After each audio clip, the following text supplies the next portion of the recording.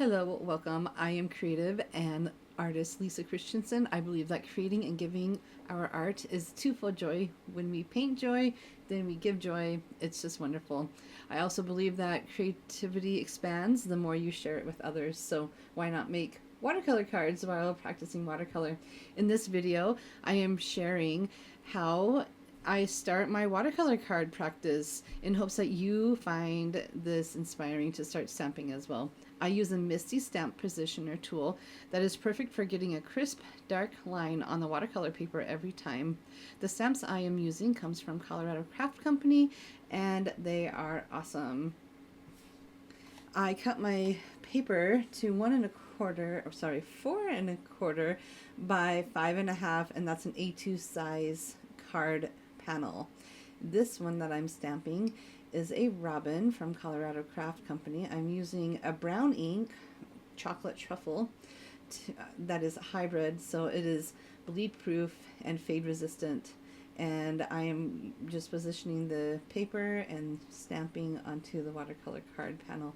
I love the Misty tool because I saw that I didn't quite get a good impression, so I just inked that stamp and pressed it again and got a good one.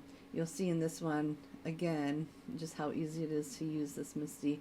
I really love the Misty for watercolor cards.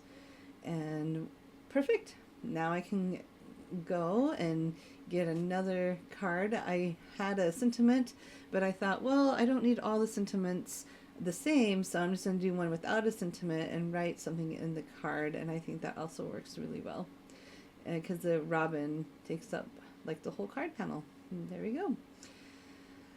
And I usually stamp about 3 to 6 stamped images per stamp. So I usually can get about, I usually like to get about 6 impressions, so 6 card bases to one stamp. And what you're seeing me do right now is I'm just cleaning the stamp instead of trying to use water or soap to clean it off. I just use paper to get off the extra ink. And so now I'm on to my next one. This is a big and bold macaroon. I love macaroons. I'm probably saying that wrong. I'm in the Midwest and that's how we say macaroons. There's probably a better way. But anyways, I wanted to just do a cute little card. I wanted it to be light and airy, kind of like a macaroon would be. So I'm leaving a lot of what I call head space. And I'm making sure that everything is centered and aligned in the center. And so that's what you're seeing me do right now. And then I'm going to make sure that it's ready to ink up. And again, I am going to use a dark black ink just to get it to be very crisp and sharp. And that's a black archival ink, and that is working, but I see a little bit, it could be a little bit darker, so I'm going to go back in and just stamp it. And that usually happens with new ink, and that's okay. And so once we get it all inked up and ready in my Misty, it's just ready to go. It's so easy, and it really doesn't take too much time. And again, I do 3 to 4 at a time. That way I have extras if I mess up. Or for this one, I didn't quite know how I wanted to color it, so I wanted a couple to make sure that I could color it right, so at least I get one good impression. And again, you'll see me cleaning it. And I don't mind cleaning my stamps this way. I don't recommend doing this to red rubber, but for clear stamps, I do. Oh, this cute little dog one.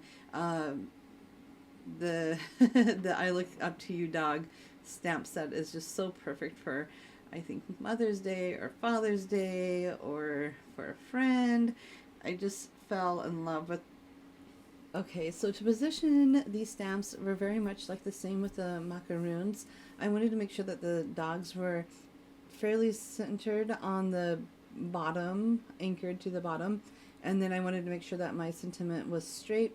The Misty has guidelines that really makes it easy, and I could make sure right away that yes, everything was perfect. I wanted to leave a lot of headspace because I plan on making the dogs into a landscape. I may add a tree or something in the background, or maybe there's a lake behind them, but I really wanted to keep it simple So I had a lot of room to play with those dogs. This one was super fun. This one is really big, so I had to get my bigger Misty out, my 6x8 or my 6x9 Misty, and I absolutely love using my Misty for getting objects off the paper, and I enjoy kind of playing with the placement there. So I did choose to keep the ice cream cone off the paper. And then I am just inking again with archival ink. I'm making sure that that I have it right where I want it to be. I'm not particular, but I want to make sure that the ice cream cone is off the page a little bit. And I wanted to make a couple of these because I love ice cream, and I seem to have a lot of summer birthdays that I have to give birthday cards to. So I was thinking about that when I was stamping these card panels. So I also have a magnet that I can place down because sentiments can be kind of tricky, and that one particularly can be tricky. So I wanted to make sure that my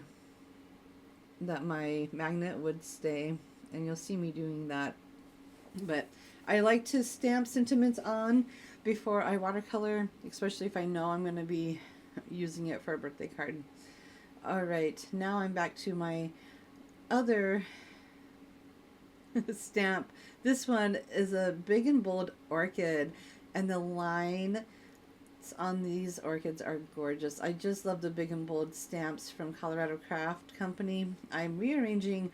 I want the orchid to be pretty much right centered on the flower. I really don't need any headspace, and I honestly don't plan on putting a sentiment on it, so I just want to make sure that the orchid is just front and center on the card panel. And I'm inking up my Colorado Craft orchid stamp and I'm pressing nicely. I like using a long sleeve shirt. Sometimes I will use a dry erase marker eraser and just press down gently. But I got a good impression, and I'm going to do this about 3 or 4 more times while you're watching me do this. It's important to know that with each stamp, there's so many ways to use it, and you'll see in just a second how I'm using it in a different way. I like the black ink, and I think it'll look really nice for watercolor. I'm also going to use a distress ink, and you saw that I stamped it with a purple ink, and now because the ink is still wet, I can go in and watercolor it. Because distress inks are water soluble, I have just enough time to go in there and just use the ink that hasn't dried on the paper and just add the pigment to it. And then I can always add the shading later with the ink. But this is just a fun way to kind of stop and practice and play. Let the stamp do the work for you. That's what I always say. Don't reinvent the wheel, just let the stamp work for you, and you'll be really surprised at how it works. And so what I'm doing is I just have a nice little round brush. I think it's a size 6. It's a very well loved brush, and I am dipping it in my water, and I'm just letting it kind of be damp. I'm going with the lines of the orchid, and I'm just painting. I'm enjoying the process, and I know that when I am done, I can always come back and shade it later. But I just wanted to get those lines watercolored just enough to make it feel watercolored, and now I can go back in later and clean it up. And so I have another one that I'll use, and so that's right. To recap, I am just using my Misty to really create all of the cards. If you found this video at all helpful, please like the video, subscribe to my channel, and my question for you is, do you stamp for your watercolor cards? And if you do you have a favorite stamp or a favorite subject to stamp into watercolor? Thanks for watching. Enjoy your creative time.